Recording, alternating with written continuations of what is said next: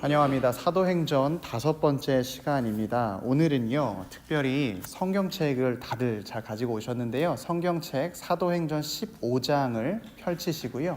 우리가 전체 말씀을 다 읽진 않지만 그래도 많은 부분 하나님의 말씀을 읽어가면서 하나님의 말씀이 무엇이라 기록되었고 하나님의 말씀이 우리에게 어떤 메시지를 주는지 오늘 같이 한번 확인하면서 공부하면 좋겠습니다. 우리가 사도행전을 함께 보면서요, 우리 사도행전에 대한 구조를 계속해서 살펴보고 있습니다.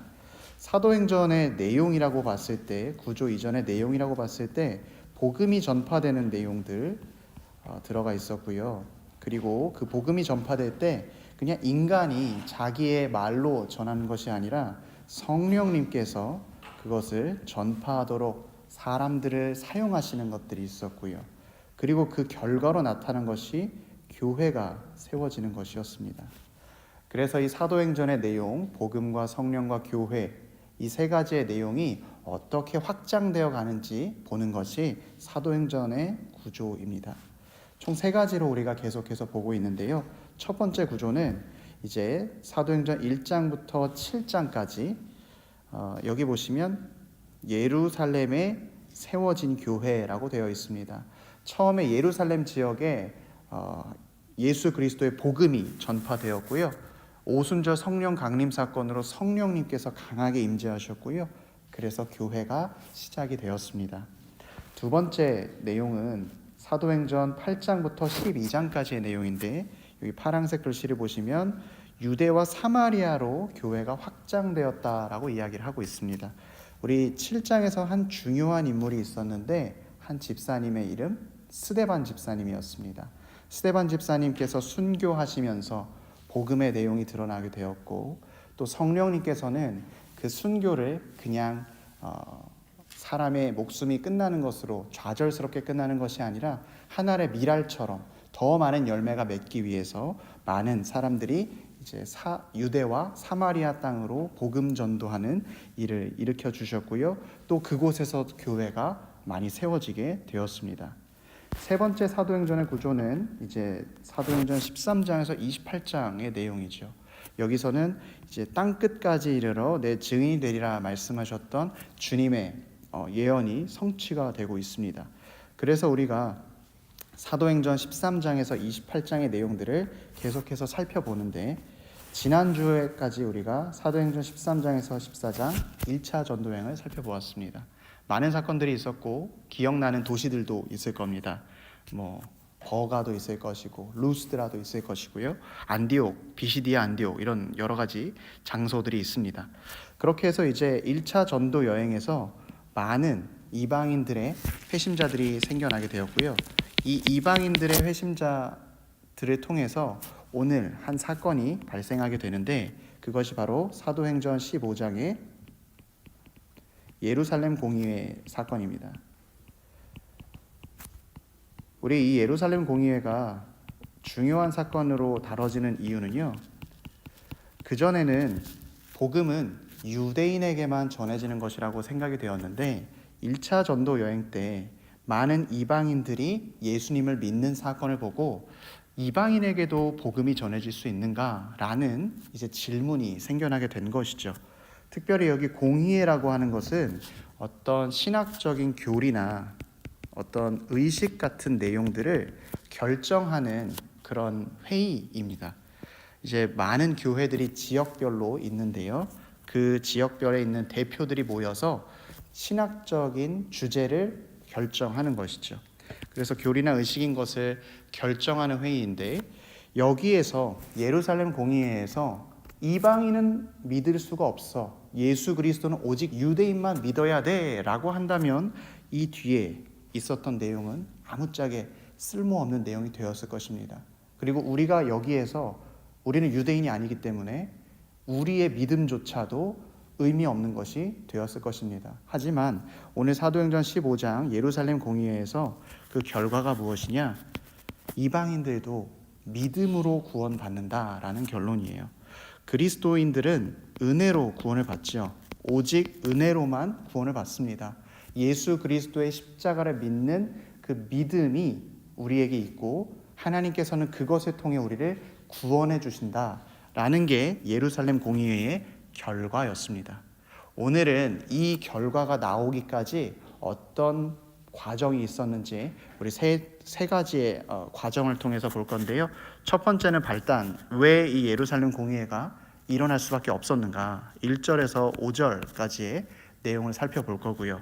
두 번째는 실제 그 예루살렘 공의회에서 회의가 어떤 식으로 이루어지는지 내용을 살펴볼 텐데, 그것이 6절에서 21절까지의 내용입니다. 그리고 그 결과로 이제 이방인들에게도 믿음으로 구원받는다라는 내용이 결정된 것이 22절에서 35절까지의 내용입니다. 우리가 지금 믿음 생활할 수 있는 근거가 되는 신학적인 바탕이 바로 오늘 사도행전 15장에서 이야기가 되고 있습니다. 우리 성경책이 있으신 분들은요, 사도행전 15장 1절에서 5절 말씀을 한번 같이 읽어보도록 하겠습니다. 1절에서 5절까지입니다.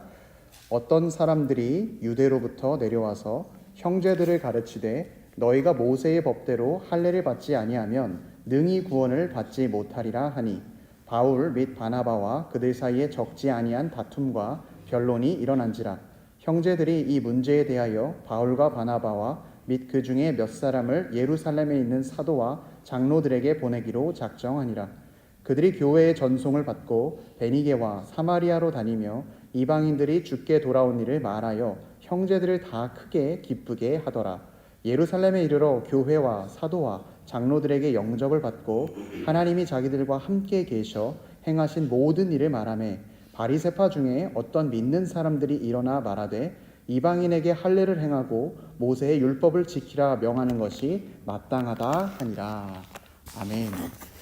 내용은 이렇습니다. 우리 1차 전도 여행에서 이제 바울과 바나바가 안디옥 교회로 돌아왔어요. 그래서 안디옥 교회에서 하나님께서 이방인들에게 이렇게 큰 일을 행하셨습니다. 많은 사람들이 구원받고 주님을 믿게 되었습니다. 라고 사람들에게 보고를 하자, 예루살렘에 있는 교회 사람들이 아니 어떻게 이방인들이 믿음을 가지고 예수님을 믿게 되었다는가, 구원받을 수 있게 되었는가 라는 궁금증이 생겼습니다. 그래서 거기에는 예루살렘에 있는 사람들 중에 일부가 안디옥 교회로 와서 이야기를 합니다. 너희가 지금 믿는 믿음은 예수님 믿는 믿음으로 구원받는 게 아니고 할례를 받아야 해. 할례가 없으면 구원받을 수 없어 라고 이야기를 하는 것입니다. 그래서 거기 유대인들이 이야기하는 것 때문에 많은 신학적인 논쟁이 일어났고요. 안디옥 교회가 결정한 것은 그런 바나바와 바울을 예루살렘 교회로 파송해서 사도들과 장로들은 어떻게 생각하느냐, 이것을 살펴보자라고 이야기한 것입니다. 1절에 보시면 이제 유대주의자들의 주장이 나오는데요. 유대주의자들은 단순히 유대인을 얘기하는 것이 아니고요, 그리스도인인데 유대인에서 예수님을 믿은 사람들을 이야기하는 거예요. 이들은 이렇게 주장합니다. 구원을 받기 위해서는 예수님을 그리스도로 믿는 것, 이거는 인정을 하죠. 그런데 할례를 받는 것이 필요하다라고 이야기를 합니다. 이 할례라는 것은 태어난 지 8일째 되는 날에 이제 아이에게 생식기의 포피 끝을 잘라내서 이제 행하는 의식인데요. 이 의식을 행해야지만 구원받을 수 있다라고 주장을 하는 것입니다. 그런데 이렇게 할례를 받아 구원받는다라고 주장할 때 문제점이 두 가지가 있어요. 첫 번째는 안디옥 교회 사람들의 믿음이 다 거짓말이 돼요. 왜냐하면 안디옥 교회 사람들은 할례를 받은 사람들이 없거든요. 근데 할례를 받지 않으면 구원 못 받아라고 하니까 안디옥 교회 사람들에게 너희 받은 거는 가짜야 라고 이야기하는 것이죠. 이것은 더 나아가서 다른 보편 교회들, 다른 지역에 있는 이방인들 교회에게도 해당되는 내용이었습니다. 그래서 전체 교회를 혼란시키는 그런 일을 영향을 주게 되는 것이고요. 두 번째, 이게 가장 큰 문제인데, 신학적으로 예수님께서 십자가에서 돌아가신 사건이 불완전하다라고 주장하는 게 돼요. 왜냐하면 예수님께서 십자가에 달리셔서 마지막에 뭐라고 말씀하셨죠? 다 이루었다. 내가 율법과 모든 하나님께서 말씀하신 것을 다 이루었다라고 말씀하셨는데, 만약에 여기서 할례를 더 받아야 한다면 예수님께서 할례 빼고 다 이루었다라고 말씀을 하셔야 했었을 것입니다. 왜냐하면 예수님의 십자가로 이미 완전히 구원받은 것인데, 과거의 죄, 현재의 죄, 미래의 죄가 다 사함을 받은 것인데 할례를 더 추가해야 된다는 것은 예수님의 십자가로는 부족하다라는 말이 나오는 것이죠. 그래서 십자가를 부인하게 되는 그런 영향을 가지고 있는 것입니다. 왜 바울과 바나바 그리고 안디옥 교회 사람들이 이것을 문제 삼고 이것이 굉장히 잘못됐다라고 주장하는지가 여기에서 드러나는 것이죠. 그래서 바나바와 바울을 예루살렘 교회로 파송하게 됩니다. 우리가 여기서 잠깐 살펴봐야 할 것은, 그렇다면 우리가 구원받은 사람으로서 율법을 따르는 것, 할례를 받는 것하고는 관계가 도대체 무엇인가?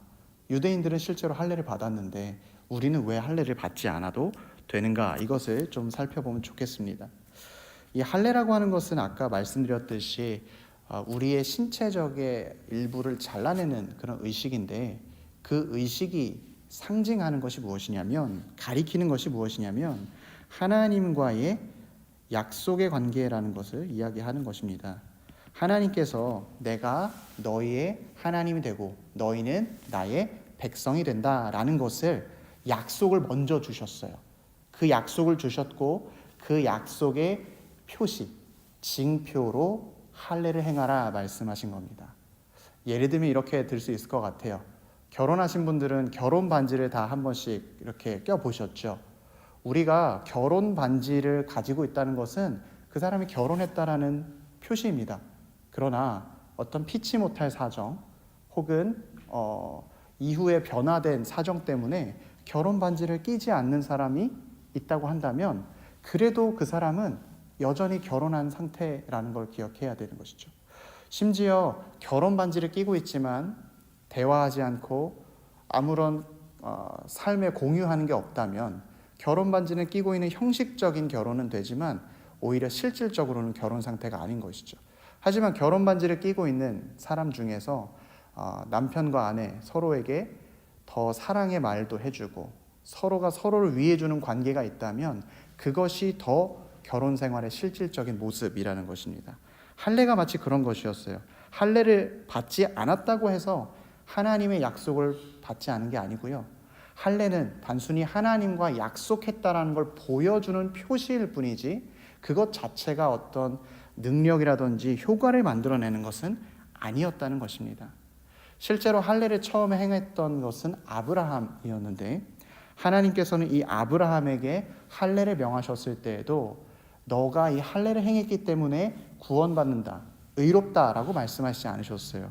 신명기 말씀은 분명하게 증거하고 있는데, 내 하나님 여호와께서 내 마음과 내 자손의 마음에 할례를 베푸사 너로 마음을 다하여 뜻을 다하여 내 하나님 여호와를 사랑하게 하사 너로 생명을 얻게 하실 것이며, 할례를 받았기 때문에 의로운 것이 아니라 마음에 할례를 받았기 때문에, 이미 믿음이 있었기 때문에 구원받았다라고 구약 성경도 이미 그렇게 이야기하고 있어요. 신약 성경에 와서 보면 더 확실하게 이야기합니다. 여기 로마서 4장의 그라고 하는 것은 아브라함을 이야기하는 건데요. 그가 할례의 표를 받은 것은 무할례 시에 믿음으로 된 의를 인친 것이니, 무할례시라는 건 할례 받기 이전을 얘기하는 건데, 이미 아브라함이 믿음이 있었기 때문에 그 믿음으로 하나님이 너 의롭다라고 말씀해 주신 것이지 할례 받고서 구원받았다는 게 아니라는 것입니다. 이는 무할례자로서 믿는 모든 자의 조상이 되어 그들도 의로 여기심을 얻게 하려 하심이라. 그러니까 이 할례라는 것은 어떤 약속의 표시일 뿐이지 그게 약속 전체를 보여주는 것은 아니었습니다. 그럼에도 불구하고 유대인들은 왜 이 할례에 그렇게 집착했는가? 이것이 그들에게 있어서는 자랑거리가 되었거든요. 나는 하나님과 이렇게 약속의 관계고 하나님께 선택받은 사람이야 라는 게 그들의 자랑이었거든요. 그래서 심지어 지금도 유대교로 개종하려고 하면 세 가지를 행해야 된다고 합니다. 첫 번째는 이 할례고요. 두 번째는 율법을 준수하겠다라고 하는 맹세와 함께 어떤 정결 예식을 해야 되고, 세 번째는 제사를 지내야 합니다. 그런데 이제 이 제사는 예수 그리스도께서 어린 양으로 되어 주셔서 이제 드리지 않고 이제 유대교 그리스도교인 경우에요. 그럼 여전히 할례와 율법 준수를 해야 된다라고 주장을 하는 것이죠. 이방인들 너희들도 예수님 믿었지만 할례랑 율법 준수해야 돼라고 이야기를 하는 것입니다. 그래서 이것이 바로 예루살렘 공의회의 신학적인 논쟁의 시작이었습니다. 이것이 이야기하는 것이요. 구원은 그러면 우리는 어떻게 받는 것인가? 구원의 본질에 대한 내용으로 이어졌습니다. 할례를 받아야지만 구원받을 수 있느냐? 믿음으로만 구원받을 수 있느냐? 이것을 이야기한 것입니다. 그래서 결론적으로 예루살렘 교회로 바울과 바나바를 파송하게 되죠. 그래서 이제 회의가 시작이 되는데요. 회의의 내용들은 이렇게 기억하시면 좋을 것 같아요. 베드로 사도가 처음에 이야기를 하고요. 그 다음이 바나바와 바울이 이야기하고요. 그 다음에 야고보 사도가 이야기를 하면서 이 각각의 사람들이 주장하는 내용들을 통해서 우리가 하나님께서 우리에게 주신 구원은 무슨 의미인가를 살펴보도록 하겠습니다. 우리 사도행전 15장 6절에서 12절까지 한번 또 말씀을 보도록 하겠습니다. 사도행전 15장 6절에서 12절까지의 말씀입니다.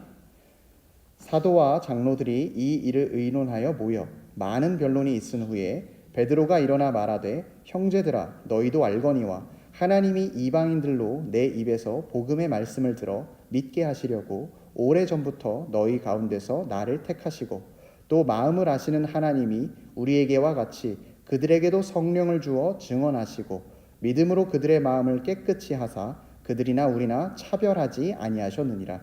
그런데 지금 너희가 어찌하여 하나님을 시험하여 우리 조상과 우리도 능히 매지 못하던 멍에를 제자들의 목에 두려느냐. 그러나 우리는 그들이 우리와 동일하게 주 예수의 은혜로 구원받는 줄을 믿노라 하니라. 온 무리가 가만히 있어 바나바와 바울이 하나님께서 자기들로 말미암아 이방인 중에서 행하신 표적과 기사에 관하여 말하는 것을 듣더니, 이런 상황이에요. 지금 이제 사람들이 예루살렘에 다 모였어요. 그래서 막 변론이 일어납니다. 다툼이 일어나고 있습니다. 그때 권위 있는 수제자 베드로가 이야기하기 시작합니다. 베드로는요, 예수님의 수제자이기도 했고요, 초대교회에 있어서는 굉장히 상징적인 의미였습니다. 예수님께서 그 반석이라는 이름을 주시고 그 이름 위에, 너의 신앙의 고백 위에 교회를 세우겠다 말씀하셨기 때문에 초대교회에 있어서 베드로의 영향력은 굉장했습니다. 그런데 이 베드로가 무엇을 이야기하냐면, 과거에 사도행전 10장 11장에 고넬료라고 하는 사람이 있었습니다. 이 사람은 이방인인데 이 사람에게 복음을 전했던 개인적인 경험을 이야기하는 것이죠. 형제분들 다 기억하시죠? 제가 이전에 고넬료라고 하는 백부장, 로마의 백부장에게 하나님의 말씀을 전했을 때 그 온 가정이 하나님을 믿었습니다. 내가 그들이 이방인이기 때문에 그들과 식사를 하지 않고 그들을 만나지 않으려고 했지만 하나님이 3번씩이나 환상을 보여주셔서 나를 강권적으로 역사하셔서 그곳으로 인도하셨고, 거기에서 내가 예수 그리스도를 전했습니다.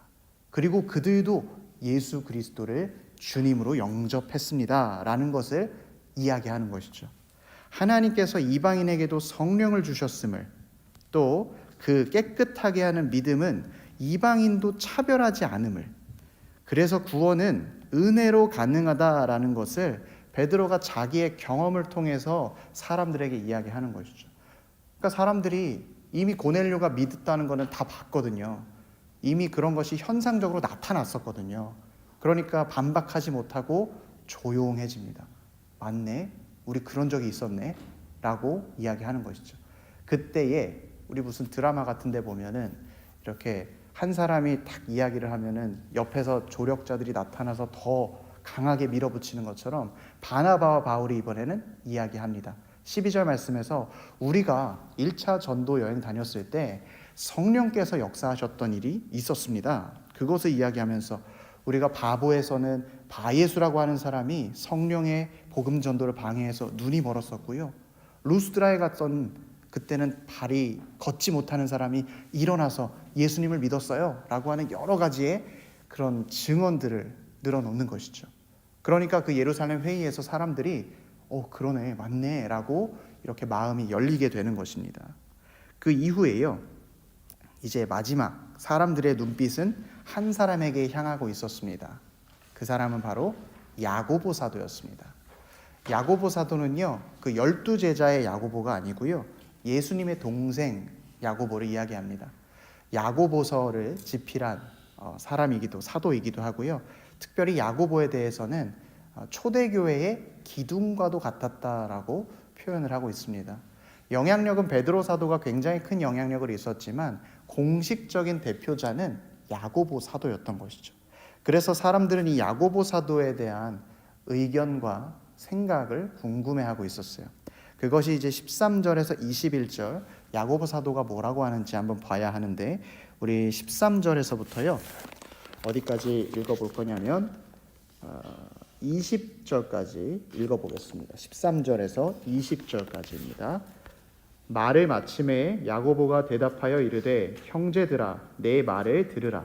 하나님이 처음으로 이방인 중에서 자기 이름을 위할 백성을 취하시려고 그들을 돌보신 것을 시므온이 말하였으니 선지자들의 말씀이 이와 일치하도다. 기록된 바 이후에 내가 돌아와서 다윗의 무너진 장막을 다시 지으며 또 그 허물어진 것을 다시 지어 일으키리니 이는 그 남은 사람들과 내 이름으로 일컬음을 받는 모든 이방인들로 주를 찾게 하려 함이라 하셨으니 즉 예로부터 이것을 알게 하시는 주의 말씀이라 함과 같으니라. 그러므로 내 의견에는 이방인 중에서 하나님께로 돌아오는 자들을 괴롭게 하지 말고 다만 우상의 더러운 것과 음행과 목매어 죽인 것과 피를 멀리하라고 편지하는 것이 옳으니. 야고보 사도가 이야기하는 것은요, 더 한 차원 나가고 있습니다. 아까 베드로와 바울과 바나바는 자기의 개인적인 경험을 가지고서 증거를 했습니다. 우리가 이런 일을 경험했거든요, 하나님께서 이런 일을 하셨거든요 라고 경험을 이야기했다면, 오늘 초대교회의 최고 지도자였던 야고보는 구약 성경의 말씀을 인용해서 하나님께서 이전부터 이방인들을 구원하시기로 계획하셨음을 말씀을 통해 그 권위에 빌려 이야기를 하고 있는 것입니다. 이방인들도 하나님의 백성이 될 수 있다라고 이야기를 하는데, 특별히 16절 말씀에 다윗의 장막이라는 표현이 나오고 있어요. 우리 찬양팀에도 아마 다윗의 장막이라는 찬양팀이 있었던 걸로 기억하는데, 이 장막이라는 것은 거하는 장소, 집과 같은 곳입니다. 그래서 다윗의 장막은 다윗이 성전을 짓고 싶었을 때 하나님께서 너가 짓지 말고 다음 사람에게 짓게 해라, 그리고 내가 너를 위한 집을 지어줄게 라고 이야기하셨을 때 나왔던 표현입니다. 그래서 다윗의 장막이라고 하면요, 우리 생각해야 할 것이 성전을 생각하시면 됩니다. 첫 번째 성전은요, 솔로몬 성전이었어요. 다윗이 준비를 다 해주었고요, 그 다음에 솔로몬이 그것을 집행하고 실제로 순종해서 성전을 지었죠. 그런데 이 성전이 무너지게 됩니다. 왜 무너졌느냐? 하나님의 말씀을 따르지 않고 이방신들을 섬겼기 때문에 바벨론에게 포로로 끌려가면서 모든 성전이 다 파괴가 되죠. 그리고 70년의 시간이 지나서 이제 포로기를 끝내고 돌아온 사람들이 만든 것이 스룹바벨 성전입니다. 그러니까 당시에 이 아모스 선지자가 무너진 다윗의 장막을 다시 세운다라는 뜻은요, 솔로몬 성전이 무너지고 이제 스룹바벨 성전이 완성됐을 때를 이야기하는 것입니다. 그래서 이 스룹바벨 성전이 완성되었을 때, 다시 일으켜 세워졌을 때 이방인들도 주님을 찬양할 것이다, 주님께로 돌아올 것이다 라고 이야기를 했었던 것입니다. 그런데 야고보 사도는 여기에서 끝나지 않고 이 말씀을 한 번 더 구체적으로 해석을 해요. 우리가 스룹바벨 성전 이후에 신약시대에 세워진 성전 이름은 헤롯 성전이라고 부릅니다. 그런데 이 헤롯 성전에 어떤 일이 있었냐면, 복음서의 말씀에 보면 예수님께서 성전에 오셔서 너희가 이 성전을 헐어라, 내가 3일 만에 다시 일으키겠다 라고 말씀을 하세요. 그래서 예수님께서 자기 자신께서 성전을 다시 일으키시겠다고 말하는데, 그때 그 말씀이 뒤에 해설하기를 제자들은 당시에 이해하지 못했지만 이후에 예수님께서 십자가에 달리시고 깨닫게 된 것은 예수님의 자기 몸을 표현하셨다라고 이야기를 하고 있어요. 그러니까 예수님께서 성전을 다시 일으키시겠다라고 말씀하신 것은 십자가에서 성전인 예수님의 몸이 무너져 내리지만 3일 뒤에 다시 부활하실 것을 이야기하셨고, 야고보 사도는 이 아모스서의 말씀이 실제로 예수 그리스도께서 다윗의 장막으로서 다시 일으켜 세워진다. 그러니까 예수님께서 다시 부활하신 이후에 이방인들도 예수님을 믿을 수 있게 된다라는 것을 해석해서 이야기하고 설명해 주는 것이죠. 혹시 성경에 있으신 분들은요, 누가복음 1장 30절 말씀을 한번 찾아봐 주시겠어요? 누가복음 1장 30절 말씀입니다. 예수님께서 다윗의 장막이라는 것은요, 그냥 단순히 신학적인 해석만 이루어지는 것이 아니고 천사가 증언했던 말씀이었습니다. 누가복음 1장 30절 말씀입니다. 우리 30절에서 32절까지 33절까지 읽으면 좋겠습니다. 누가복음 1장 30절에서 33절까지 말씀입니다. 시작. 천사가 이르되 마리아여 무서워하지 말라. 내가 하나님께 은혜를 입었으니라. 보라 내가 잉태하여 아들을 낳으리니 그 이름을 예수라 하라. 그가 큰 자가 되고 지극히 높으신 이의 아들이라 일컬어질 것이요 주 하나님께서 그 조상 다윗의 왕위를 그에게 주시리니 영원히 야곱의 집을 왕으로 다스릴 것이며 그 나라가 무궁하리라. 이미 예수님께서 태어나셨을 때부터 예수님은 다윗의 왕좌의 그런 장막으로서, 그리고 다윗의 자손으로서 오시는 것이 너무나 확실하게 예언이 되어 있었던 것이죠. 그러나 이것을 그전에는 이해하지 못했지만 이제 사도들이 예수님께서 십자가에 달리시고 부활하신 이후에 그 의미를 새롭게 깨닫게 된 것입니다. 우리는 여기에서 하나님의 뜻을 분별하는 두 가지의 방법을 좀 생각해 볼 수 있습니다. 첫 번째는요, 하나님께서 어떤 놀라운 기적 같은 일을 벌이셨을 때 우리가 그 기적뿐만 아니라 하나님의 말씀도 그것을 같이 기억하고 말씀을 붙잡아야 한다는 사실입니다. 우리가 살다 보면 참 성령의 역사라고 하는 기적 같은 일들이 참 많이 있는데, 그런 기적 같은 일뿐만 아니라 동시에 하나님의 말씀까지도 같이 우리는 붙잡아야 한다는 사실입니다. 실제로 악한 영도 하나님의 능력은 아니지만 어떤 신비한 일을 할 수 있습니다. 우리가 그것을 악한 영의 역사냐 성령의 역사냐라고 구분할 때 하나님의 말씀이 기준이 되어야 합니다.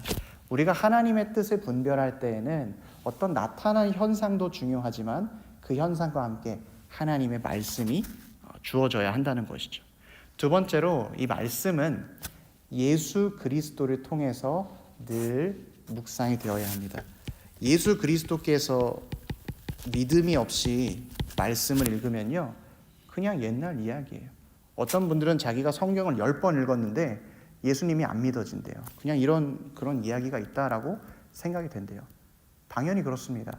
오늘 말씀에서도 아모스의 말씀만 읽으면, 다윗의 장막에 대한 내용을 보게 되면 그냥 단순히 수룹바벨 성전 때 하나님께서 성전을 다시 회복시키셨지라고까지만 보지 못하죠.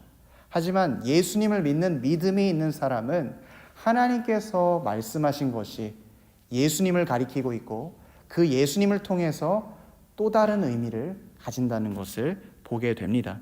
그래서요, 우리는 늘 말씀을 볼 때 예수님과 말씀을 연결시키는 것이 중요합니다.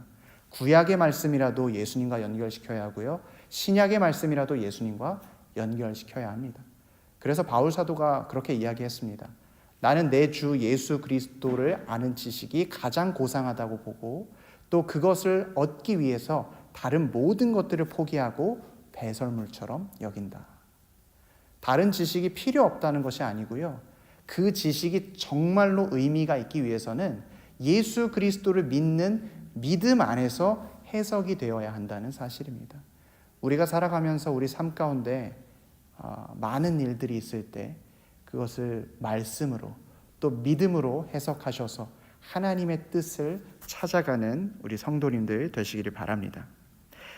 회의의 결과를 이제 좀 살펴보면 야고보 사도가 이렇게 해서 사람들에게 구약의 말씀을 인용하니까 사람들이 그 말씀의 권위에 압도가 된 거예요. 그래서 그 결과가 어떻게 되었느냐, 22절에서 35절까지의 말씀인데요, 제가 사도행전 15장 22절에서 29절까지 읽어드리겠습니다. 이에 사도와 장로와 온 교회가 그 중에서 사람들을 택하여 바울과 바나바와 함께 안디옥으로 보내기를 결정하니 곧 형제 중에 인도자인 바사바라 하는 유다와 실라더라. 그 편에 편지를 붙여 이르되 사도와 장로된 형제들은 안디옥과 수리아와 길리기아에 있는 이방인 형제들에게 문안하노라. 들은즉 우리 가운데 어떤 사람들이 우리의 지시도 없이 나가서 말로 너희를 괴롭게 하고 마음을 혼란하게 한다 하기로 사람을 택하여 우리 주 예수 그리스도의 이름을 위하여 생명을 아끼지 아니하는 자인 우리가 사랑하는 바나바와 바울과 함께 너희에게 보내기를 만장일치로 결정하였노라. 그리하여 유다와 실라를 보내니 그들도 이 일을 말로 전하니라. 성령과 우리는 이 요긴한 것들 외에는 아무 짐도 너희에게 지우지 아니하는 것이 옳은 줄 알았노니 우상의 제물과 피와 목매어 죽인 것과 음행을 멀리할지니라. 이에 스스로 삼가면 잘 되리라. 평안함을 원하노라 하였더라. 예루살렘 회의의 결론이 무엇이냐? 이방인들도 구원받는데 그것은 할례가 아니라 믿음으로 구원받고 은혜로 구원받는다라는 사실입니다.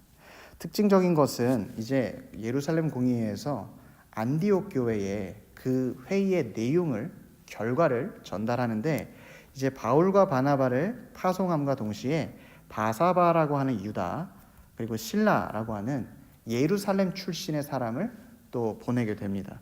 왜냐하면 예루살렘에서 결정한 내용을 단순히 안디옥 교회 대표자들만 보내게 되면 공신력이 좀 떨어지기 때문에 예루살렘 교회에서도 우리가 이렇게 결정한 것은 정말로 만장일치가 된 것이고 하나님께서 기뻐하시는 뜻이라고 우리가 여깁니다 라고 보여주기 위해서 예루살렘 교회 대표를 2명을 추가해서 보내게 된 것입니다.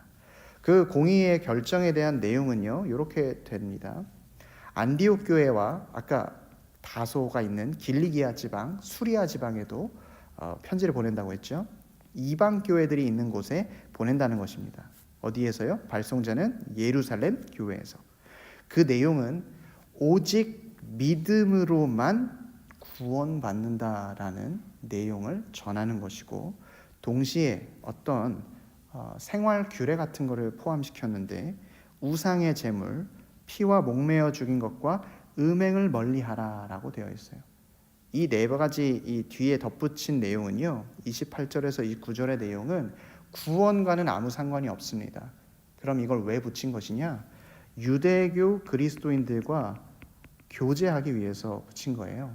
유대인들은 평생을 피와 더러운 것과 모든 것을 피하면서 살았는데 갑자기 이들에게 그냥 이렇게 결정했으니까 무조건 따르세요 라고 말하지 않고 이방인들을 배려해서 믿음으로만 구원받는다라는 사실을 얘기한 것처럼 유대교 그리스도인들을 배려해서 그들과 함께 교제할 수 있도록 한 교회 안에서 공동체를 이룰 수 있도록 이 네 가지를 포함시킨 것입니다. 당시에는 우상 숭배를 했던 제물을 먹는 사람들의 습관과 또 피와 목매어 죽인 것은 죽었을 때 피가 빠지지 않기 때문에 더러운 것이라고 생각을 했고요. 이 음행이라는 것은 단순히 음란한 것을 이야기하는 것이라기보다는 우상 숭배에 필요한 우상의 제사에 사용되었던 그런 모습들을 다 포함해서 이야기하는 것입니다. 그래서 이런 것들을 조심함으로 유대교 그리스도인들과 함께 한 가정, 한 교회를 이루라는 것을 이야기한 것이죠. 그래서 그 결과로요 안디옥 교회 사람들은 그 편지를 받고서 굉장히 기뻐했고요. 또 아까 우리 바사바라는 유다와 실라가 그들에게 함께 가서 그들에게 굳은 믿음을 세워주도록 그들을 권면해주고요. 그 이후에 또 복음이 날로 전파하게 됩니다. 그래서 예루살렘 회의를 살펴보게 되면 복음의 진리를 수호하고 사랑의 교제를 잃지 않았던 결정입니다. 복음의 진리를 수호했다는 것은 뭐예요? 오직 믿음으로만, 하나님의 은혜로 우리는 구원받는다라고 이야기하는 것이고요. 사랑의 교제를 잃지 않았다는 것은 유대교 그리스도인들과도 교제할 수 있도록 그들에게 생활적인 권면을 함께 덧붙였다라는 것이죠. 그래서 교회의 일치와 연합을 이룬 회의가 바로 예루살렘 회의였습니다.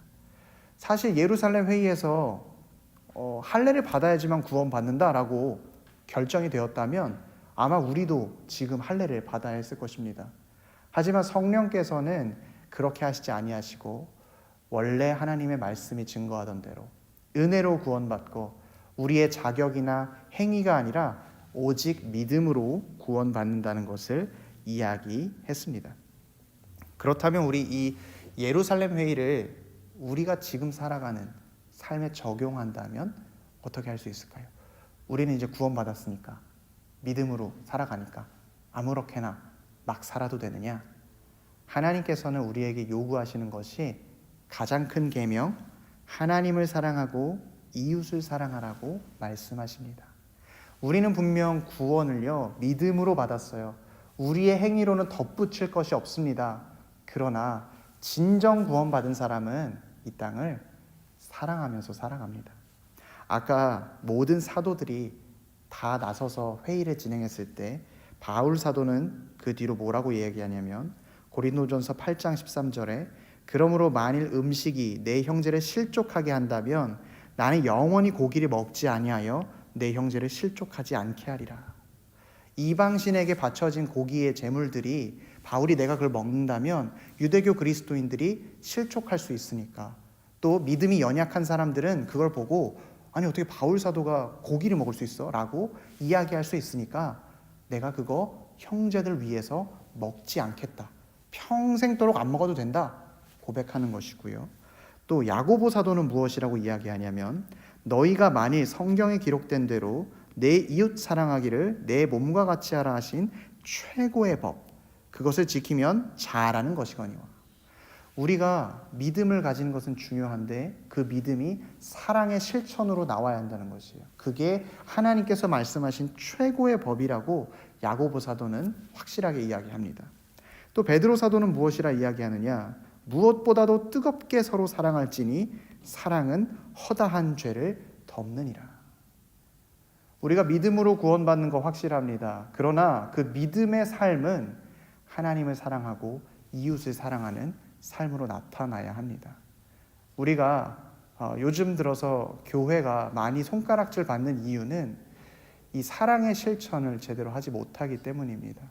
나는 믿음이 있으니까, 구원받았으니까, 저 사람은 믿음이 없어서 구원받지 못하지, 배척하는 것이 아니라 그들의 마음 가운데 왜 믿음이 생기지 못하는지를 살펴봐야 하고요.